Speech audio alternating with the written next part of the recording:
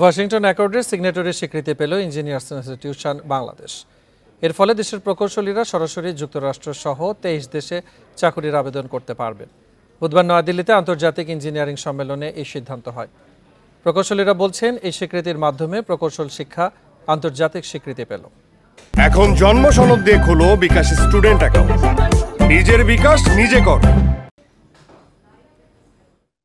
প্রতি বছর দেশ থেকে প্রকৌশল শিক্ষা শেষ করে বিদেশে পাড়ি জমায় অনেকে। এদের কেউ উচ্চশিক্ষার জন্য যায়, অনেকে চাকরির জন্য যায়। দেশ থেকে যারা যায় তাদেরকে সেই দেশে ইঞ্জিনিয়ারিং কাজ করতে হলে সেখানে আবার পরীক্ষা দিতে হয়। এখন থেকে ইঞ্জিনিয়ার্স ইনস্টিটিউশনের সনদ যাদের থাকবে যুক্তরাষ্ট্র, যুক্তরাজ্য, অস্ট্রেলিয়া সহ 23টি দেশে আর এই পরীক্ষা দিতে হবে না।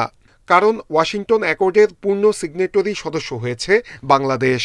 তারা আন্তর্জাতিক মানের শিক্ষা ব্যবস্থা শিক্ষা তারা গ্রহণ করছে, এইটা হলো বড় সুবিধা। এবং বাইরে গেলে যে বাংলাদেশের ইঞ্জিনিয়ারিং ডিগ্রি ওয়ার্ল্ড অ্যাক্রেডিটেড আন্তর্জাতিক মানের, সুতরাং সেটা তারা তো সেটার মর্যাদাটা তো পাবেই।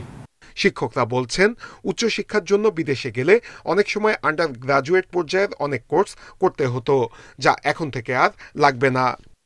অ্যাক্রিডিয়েটেড যে সকল প্রোগ্রাম থেকে যেসব শিক্ষার্থীরা ডিগ্রি অর্জন করবে, তারা এই সব দেশে গেলে সরাসরি তারা কিন্তু সেই ডিগ্রিগুলো রেকগনাইজড হবে। ইঞ্জিনিয়ারিং ইনস্টিটিউশনের অ্যাক্রিডিটেশন আছে 29টি বিশ্ববিদ্যালয়ের।